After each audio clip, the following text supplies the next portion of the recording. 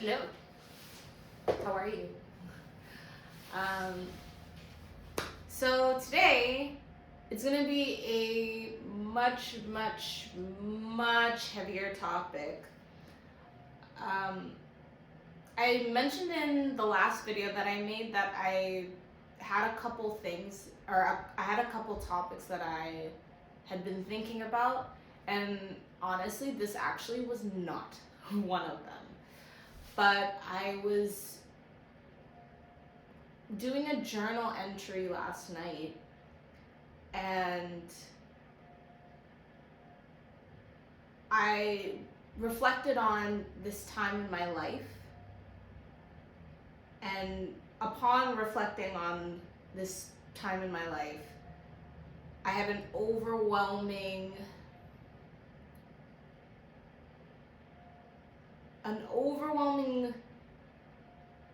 calling to share it.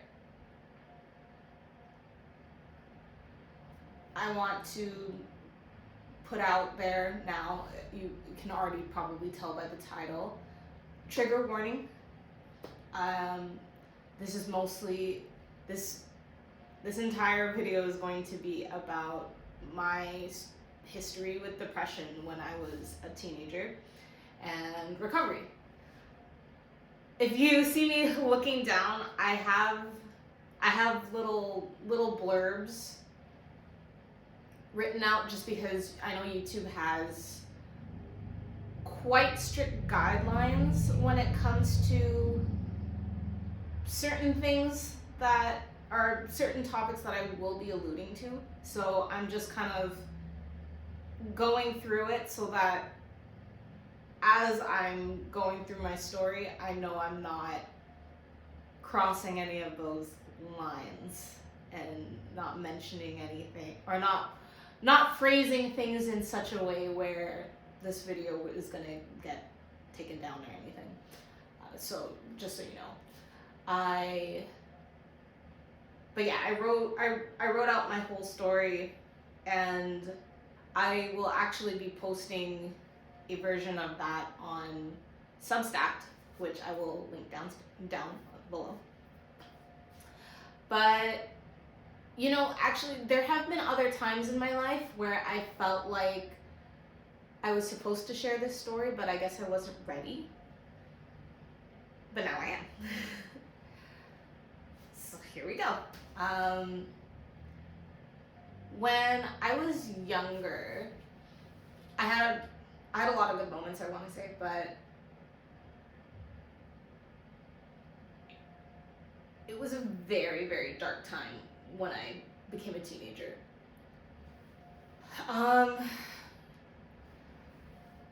There's a lot of ways that I could, or a lot of things I could allude this to. It could be kind of feeling sort of abandoned by my parents, not in a literal sense where they actually, like, either one of them actually left, but more so just feeling not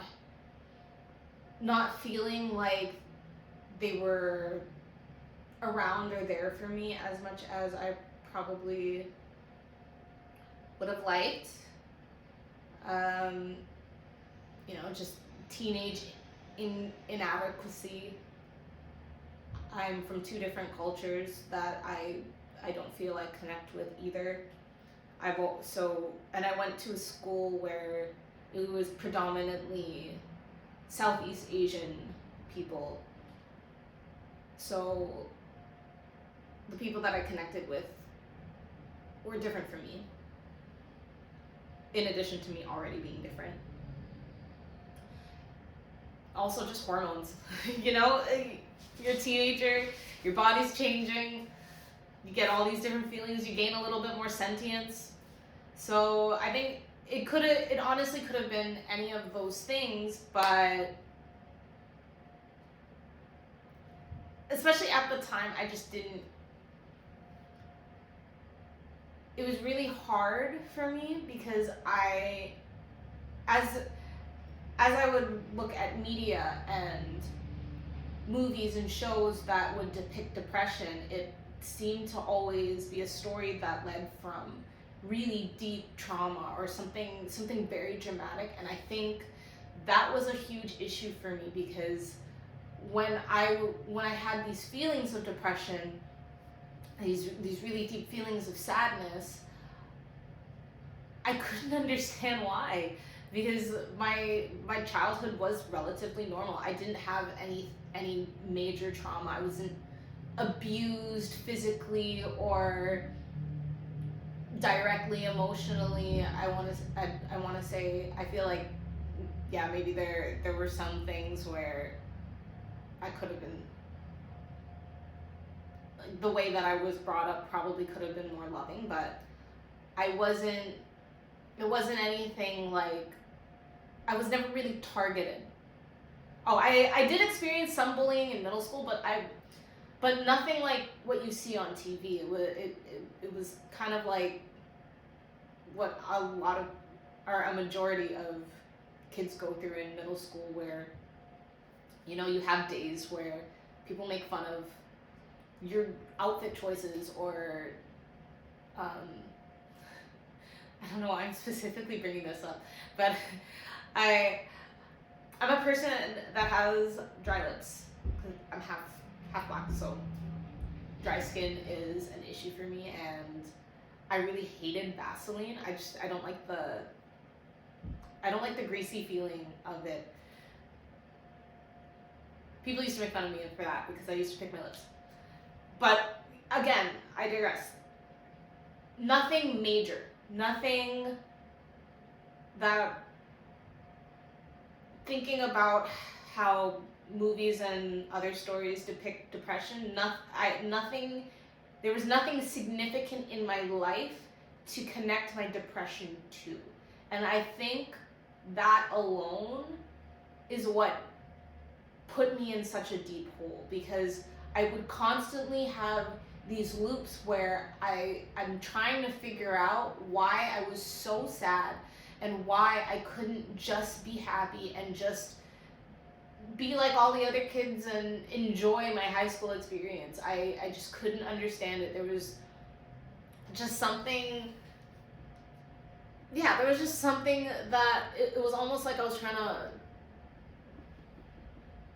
was having this existential crisis about why I was sad, and the fact that I couldn't answer it just made me more sad.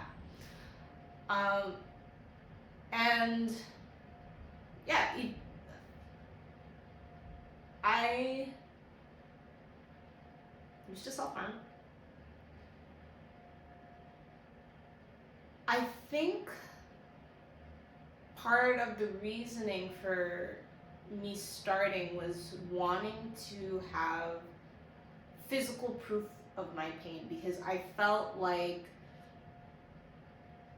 yeah, again, not having anything to really connect why I was depressed, why I was feeling that way. I felt like outwardly I seemed like such a happy person.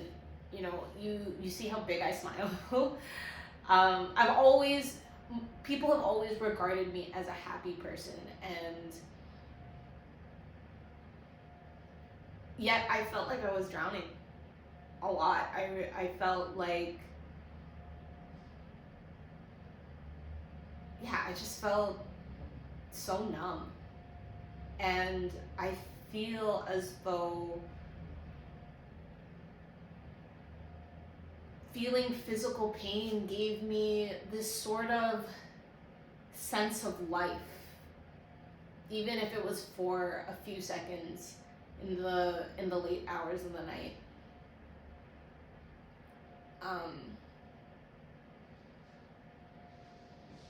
And it was weird, because it was almost it was weird because I kept it to myself, and it was for myself. It wasn't like I did it so it would show up and then other people would see me and want to pity me. I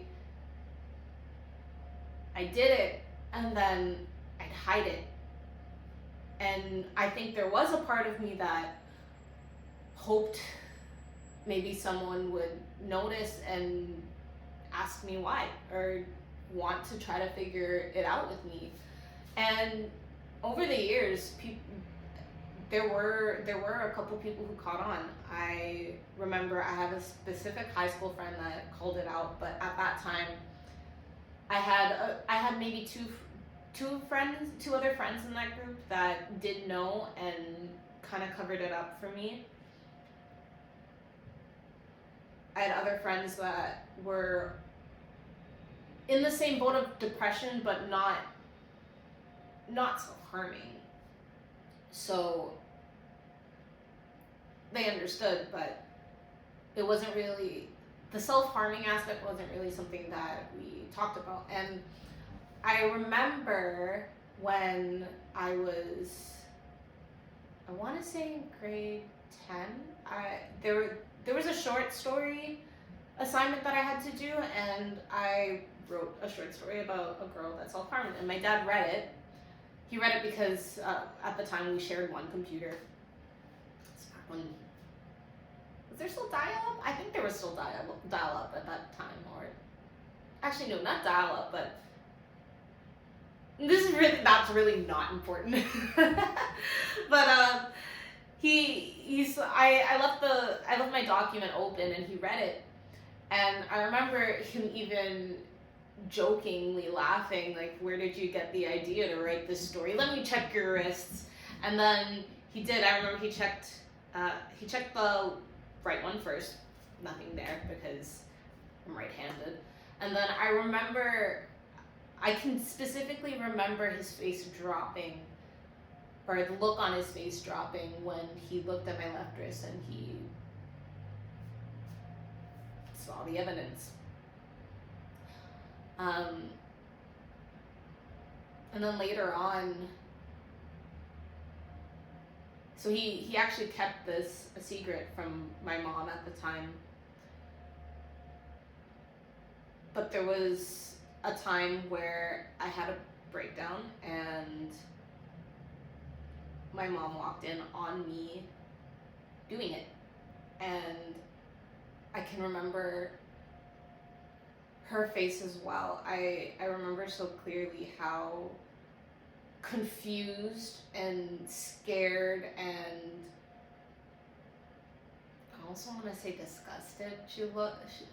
It was a lot of emotions. I remember them bringing me to the hospital. I remember meeting with a ton of counselors within that month. And I remember all of the counselors within an hour of meeting me, maybe giving me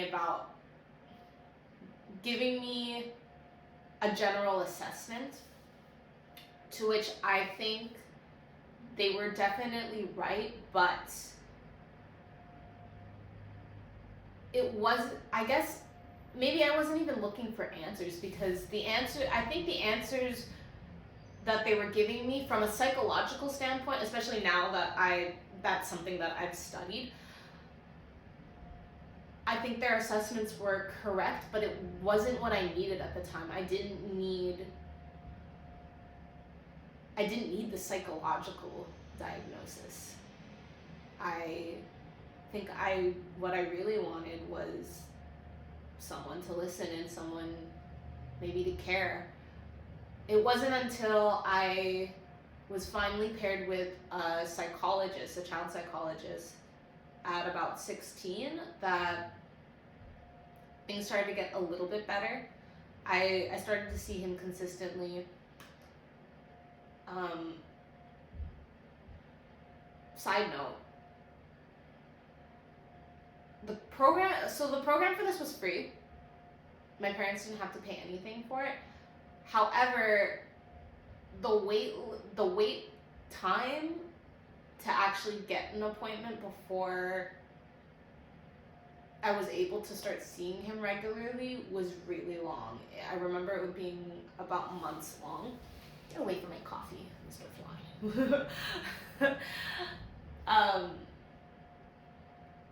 Yeah, I remember having to wait quite a while, and I remember even as I was seeing him regularly, I had to get into the habit of booking 2 appointments ahead, because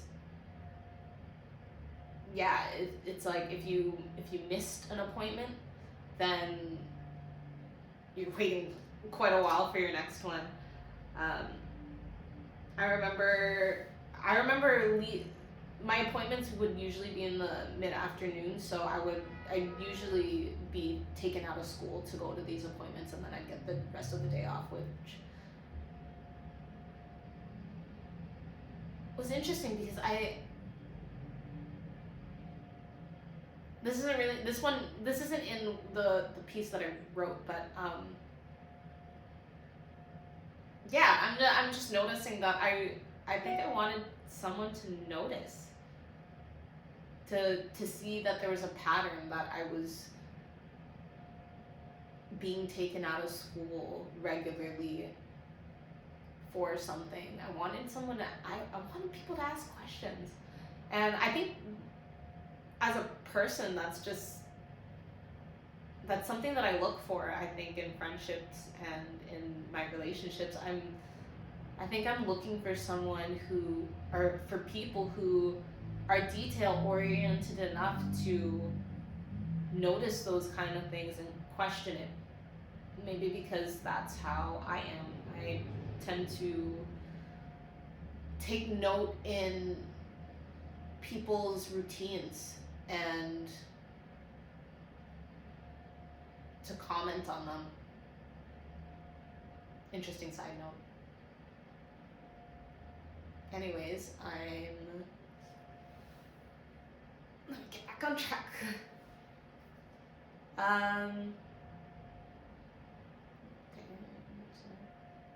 But yeah, seeing a psychologist did help because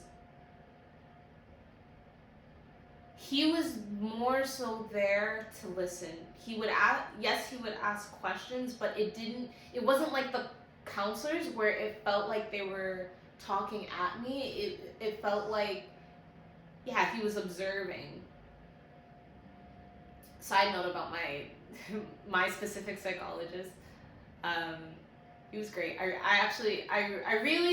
would love to have a conversation with him now, or to see my file, just because,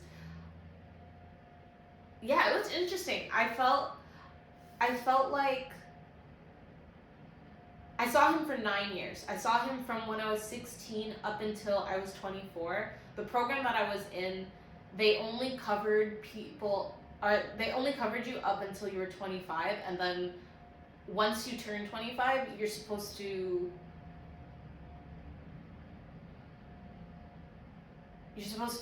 basically go find, like, if you can transition into their practice as an adult, and then you'd have to start paying, which I was fully ready to do, but COVID kind of killed that, because my last meeting with him was online, and so typically when I finish my session, I go to the administration person to book again, but I didn't know how to book from there, so it kind of just naturally ended. I think maybe someday I'll find him. I mean, who knows? Well, I'll let you know if I do. But yeah, I remember feeling like I am an extremely conscious person. So I remember there were times where I was like, I could withhold information, I could lie. This guy doesn't know. Nobody could truly know my life. People can ask questions, or I was waiting for people to ask the right questions, because I think I might have mentioned this, I don't know, but I've always been kind of one of those people that is an open book, but only if you only if you ask the right questions. And typically nobody asks questions, and I think that's why that is a good reason why I have been quiet.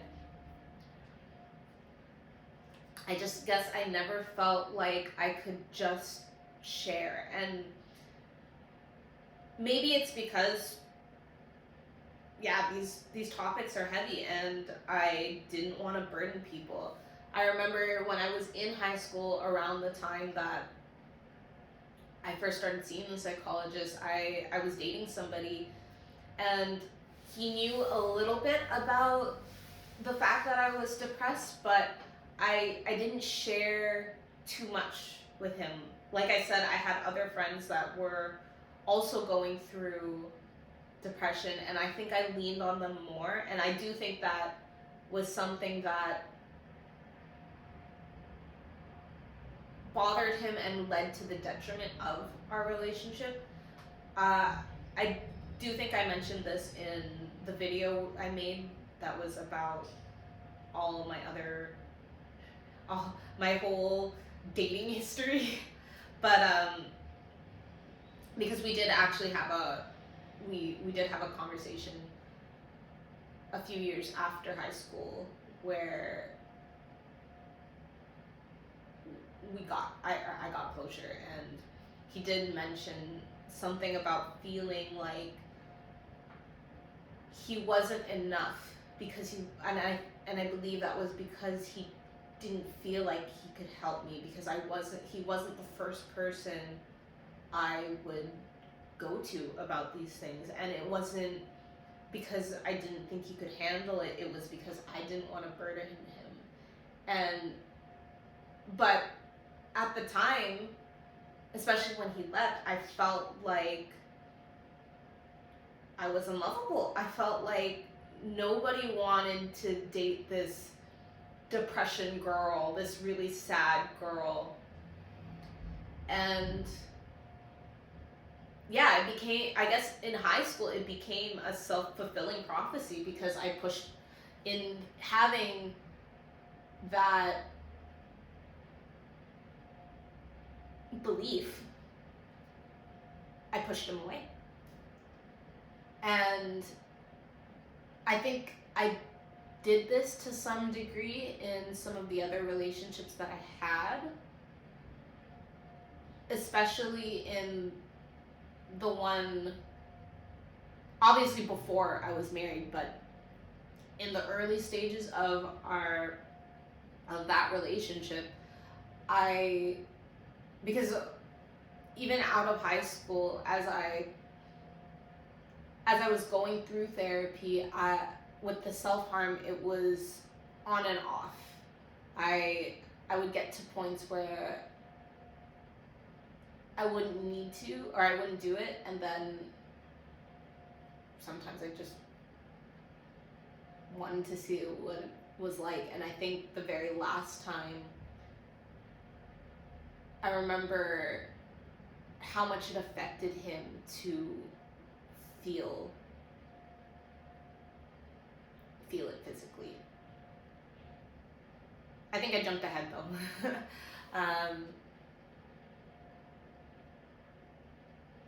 Yes, because there was a point in high school where I reached a very dangerous time. I had a teacher who, obviously not his intention, he was a biology teacher, and he was basically mentioning how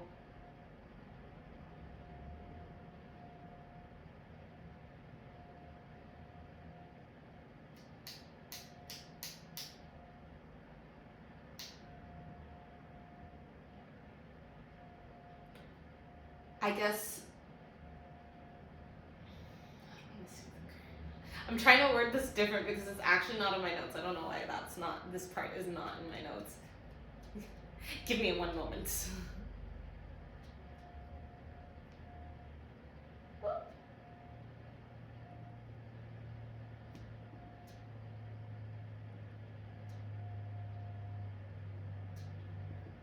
Side note, shout out to ChatGPT for going through my piece and giving me the feedback that I needed to make sure that this was YouTube friendly, and how to reword things. I believe that ChatGPT is a great tool in terms of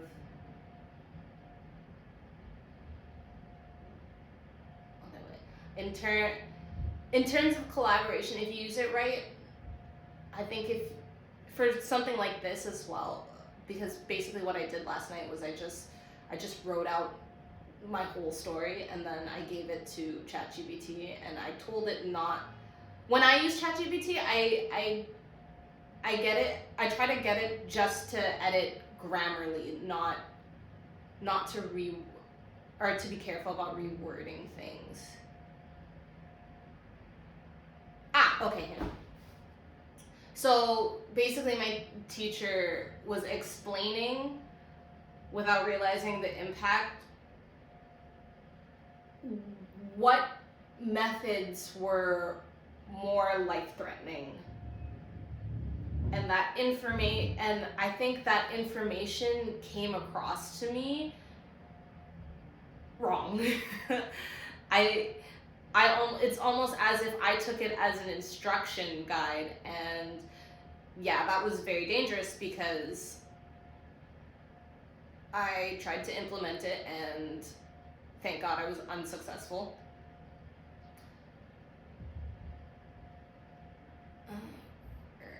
Sorry, I'm trying to go back.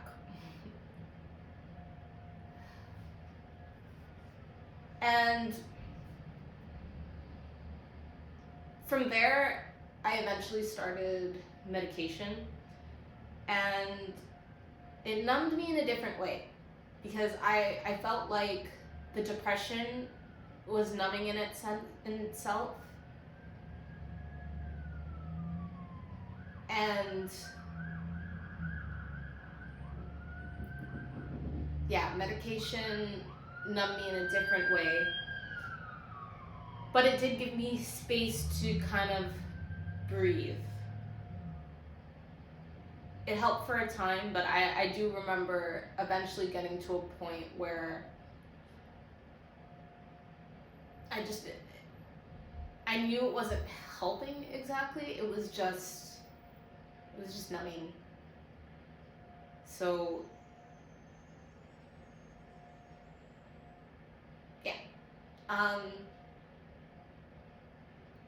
In starting to get out of it though, I do allude a lot of it to dance.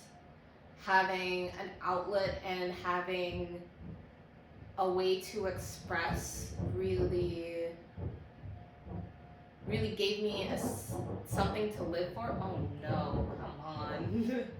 The people downstairs are doing construction. I really hope. It probably won't bother you guys as much as it's gonna bother me. But I'll try to ignore it.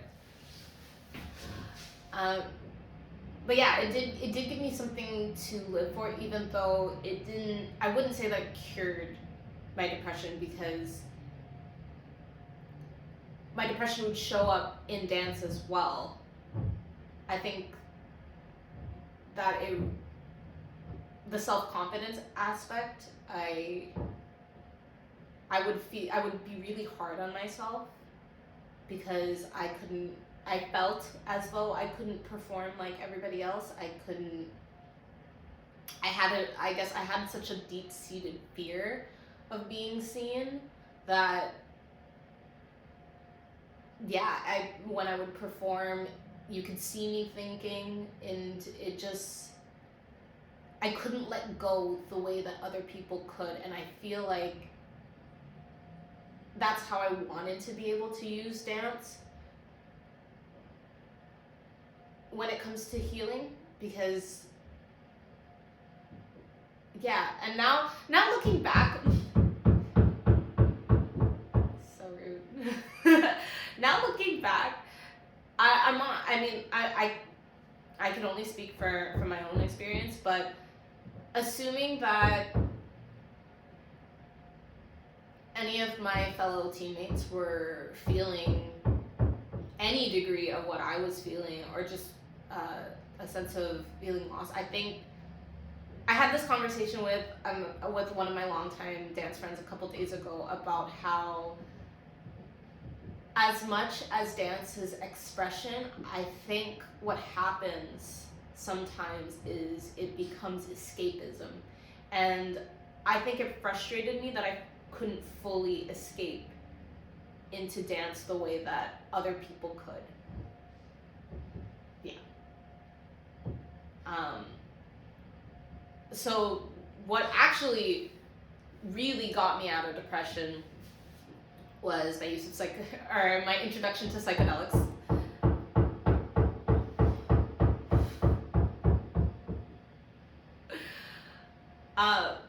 I'll get into that. I will talk about that experience in another video. But that's what shifted my perspective. Being able to really feel and really understand things from a higher consciousness, I think it gave me the answers that I was searching for, essentially. God. Oh no. Why now? Why now? But yeah, I think when I was looking for more in life, when I was younger, when I was trying to understand why I was so sad, it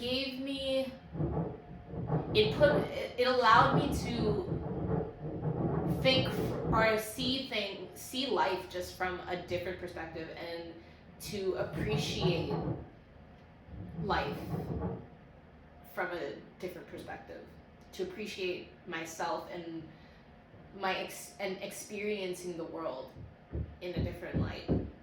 So yeah, that is actually one of the topics that I had on my mind that I will be recording, hopefully sooner than later. But again,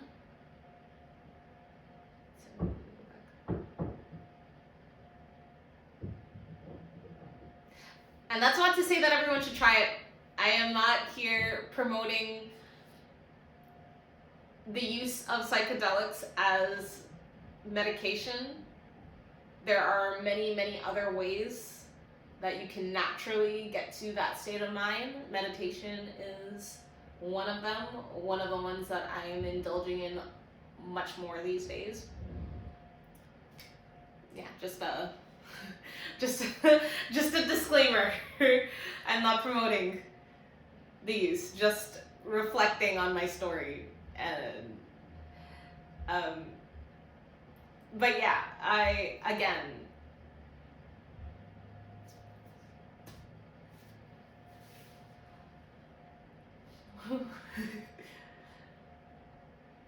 lost my train of thought. It's alright, the train comes back around. Let me just take a sip of this coffee.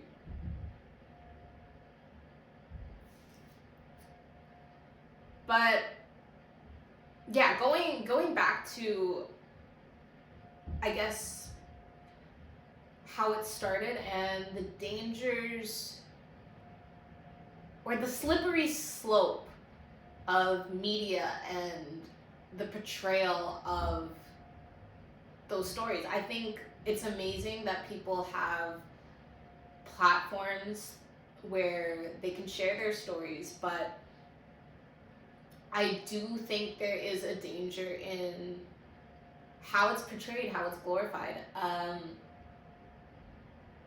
remember a couple years back when the show 13 Reasons Why came out. I thought it was a beautiful story.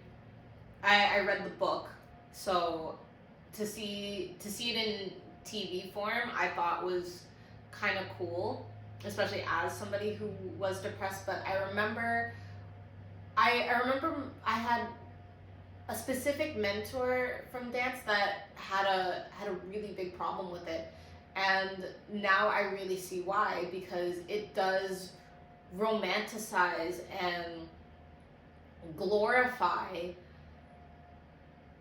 something really dark. And I think that's kind of what happened with me. Was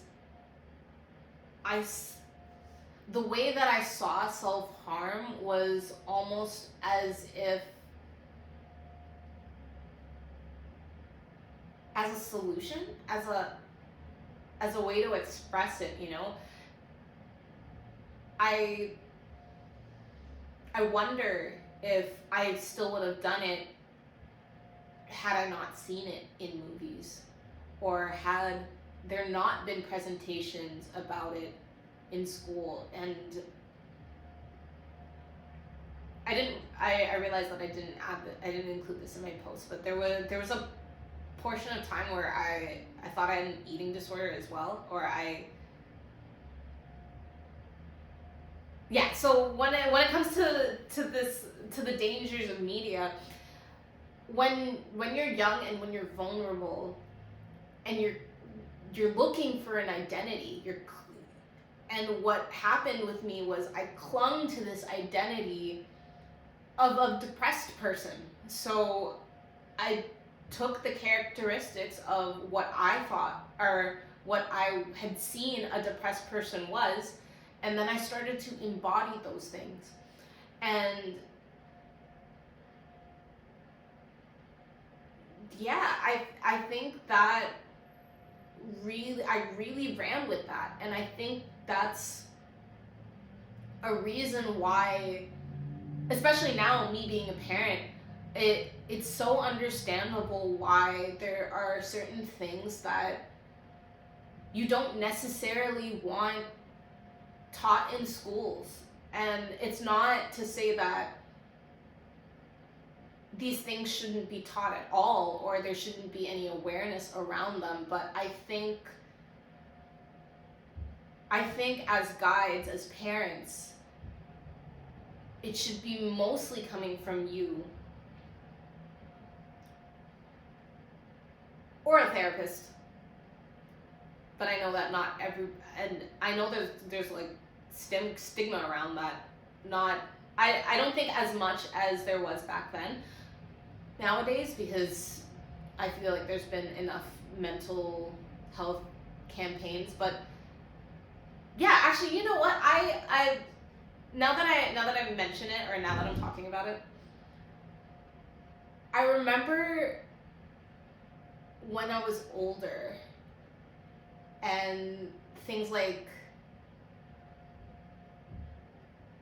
there's a certain phone company in Canada that does a campaign every year that I felt was very performative.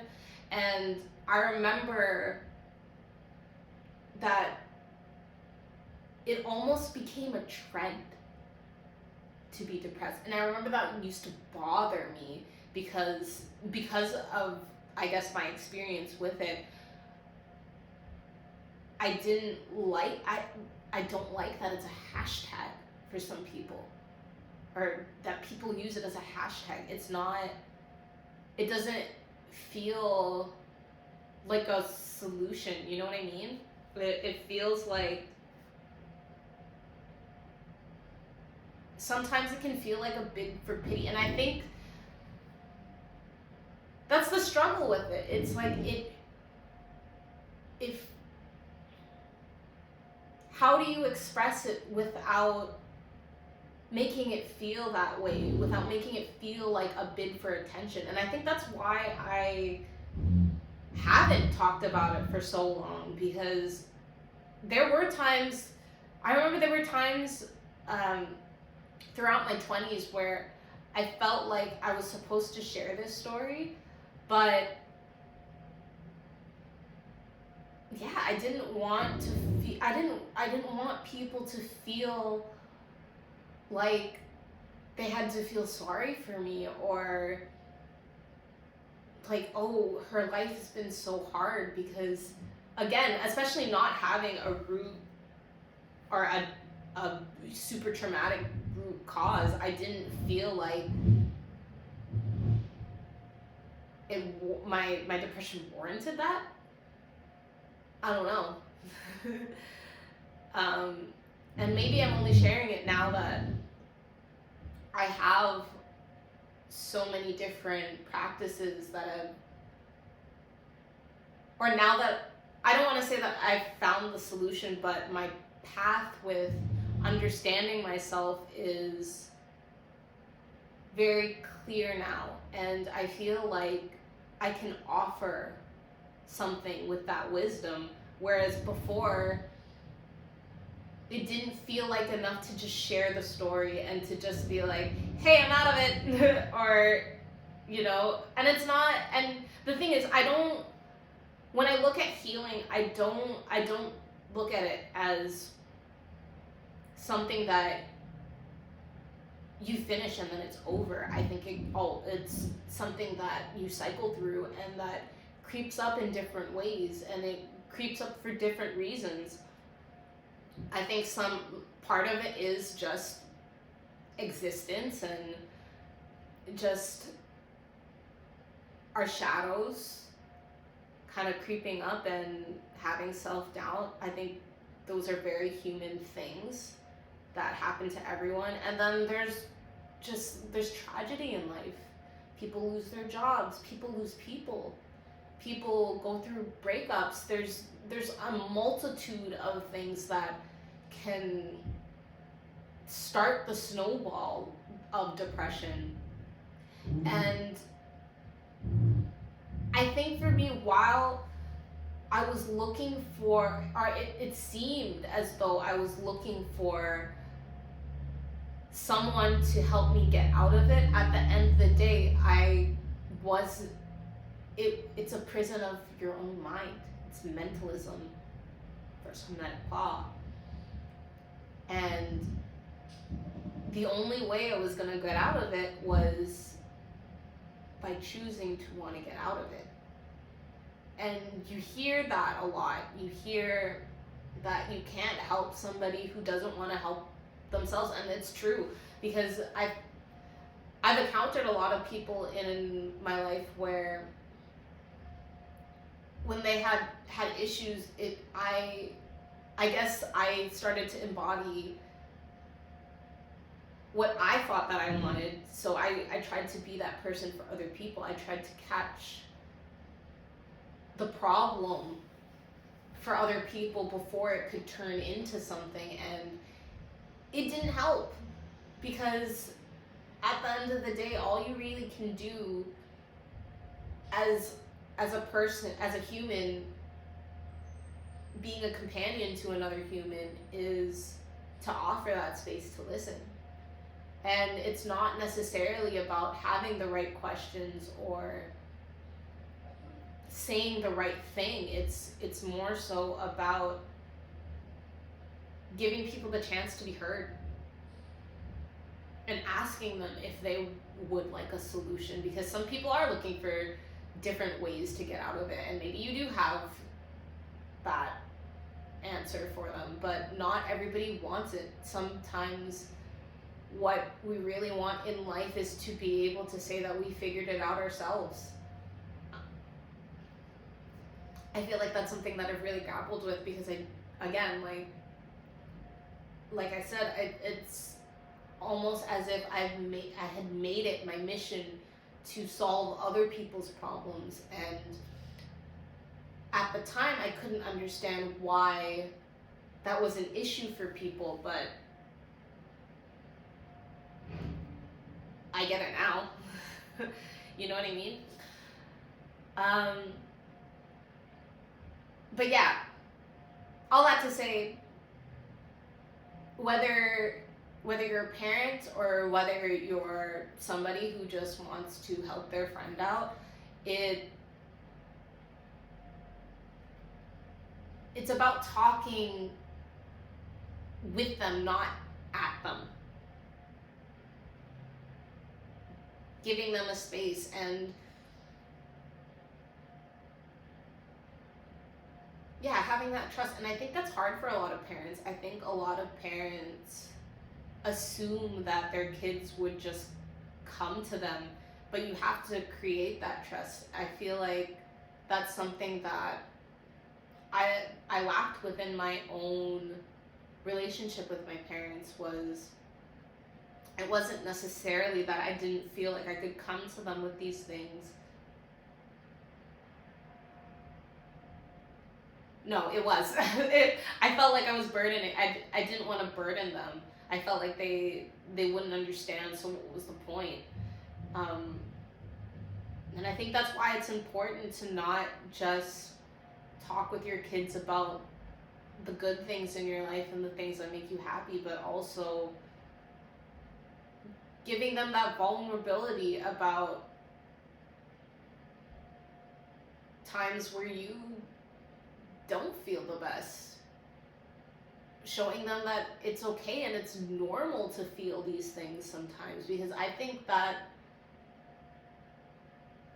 something that I didn't really get. I felt, again, now that I've studied psychology, I can see how normal it is, especially for teenagers. When you're going through puberty and you're going through all these changes and you're realizing that, you know, the world is bigger than the pool of people that you have in just school, and then trying to think about your place in this big world.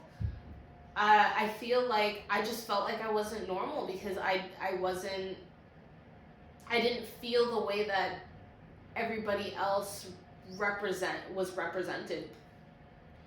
And yeah, all the emotions are normal to have, and it's a balance thing, you know. Life has its ebbs and flows. It's rhythm. It's another Hermetic law.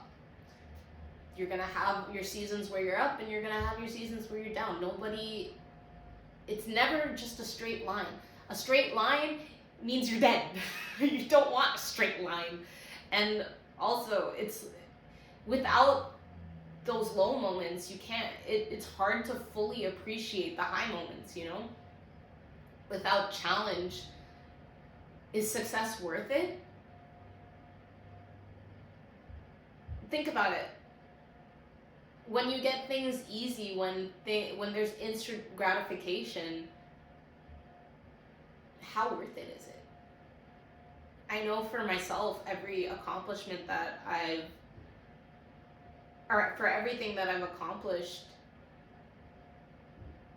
it felt good knowing that it wasn't easy. Because you get this sense when you get to the end of it of, I got through that. I accomplished something. I'm able to do hard things. Because anybody could do easy things, you know? Yeah, but, and thank you for listening to my story. I really hope it resonated, or it resonates with people. I'm sure that it will. I think it's a topic that, again, is quite, I don't want to say normal, but quite common for a lot of people. And I had already been kind of in the development stages of creating soul work workshops, soul work, shadow work, because I really believe that at the end of the day, it was reflecting on myself and understanding these dark parts of myself, giving these dark parts of myself a voice rather than trying to erase or eliminate them, is what really helped me integrate all of me. Because I think also what a lot of us gonna get trapped in or end up doing is we feel as though these parts of us that we don't like just shouldn't exist. And it took years of work for me to understand what it meant to integrate these sides of myself, to be able to see the opposition of what I felt versus what I wanted to feel. And I I think that it's shaped my philosophy, and it's part of my calling to be a guide for others. So if that's something that interests you, whether you're in the Toronto area and you want to do this one-on-one, or if you're from somewhere else in the world and you want to do it online, hit me up, shoot me an email. I would love to work with people. I would love to. It's something that I'm passionate about for myself, because it really has transformed my life. And now I'm sitting in a place where I don't waste a moment of my life. I look, especially looking back, as hard as that time was, I have such a deep appreciation for that time in my life, because it brought me here.